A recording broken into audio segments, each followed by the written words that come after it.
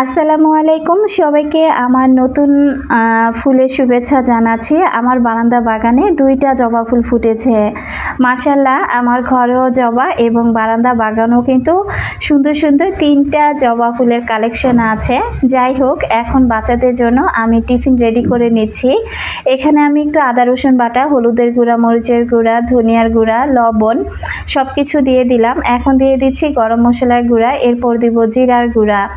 এরপর এখানে আমি এই যে যত রকমের সস নিয়েছি সবগুলো সসই দিয়ে দিচ্ছি। দিয়ে দিলাম ওয়েস্টার সস, এটা হচ্ছে ডার্ক সয়া সস। এরপর দিয়ে দিচ্ছি চিলি সস, এরপর দিব এমনিতে সয়া সস আর দিয়ে দিব টমেটো সস। তো সব কিছু দিয়ে এরপর আমি এখানে দিয়ে দিব কর্নফ্লাওয়ার, তার সাথে এখন দিয়ে দিচ্ছি ময়দা।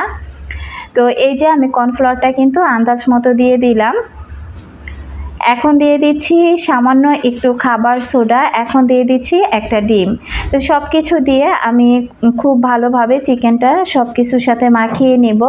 সব কিছু মাখিয়ে এরপর এখানে আমি 2টা লেবুর রস দিয়ে দিব। এই চিকেনটা খেতে এত মজা, এটাকে আমি ম্যারিনেট করে আমি এটা নর্মাল ফ্রিজে রেখে দিব। সন্ধ্যার নাস্তায়ও দিতে পারবো, আবার পরের দিন বিকেলে বাচ্চাদের টিফিনেও দিতে পারবো।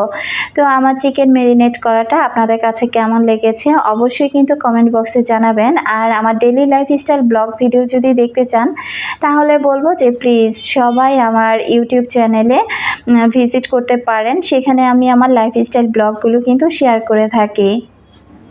চিকেনটা ম্যারিনেট করা শেষ, এটা এখন আপাতত নর্মাল ফ্রিজে রাখবো, পরবর্তীতে আমি ডিপ ফ্রিজে সংরক্ষণ করব। আজকের মতো বিদায় নিলাম, আল্লাহ হাফেজ।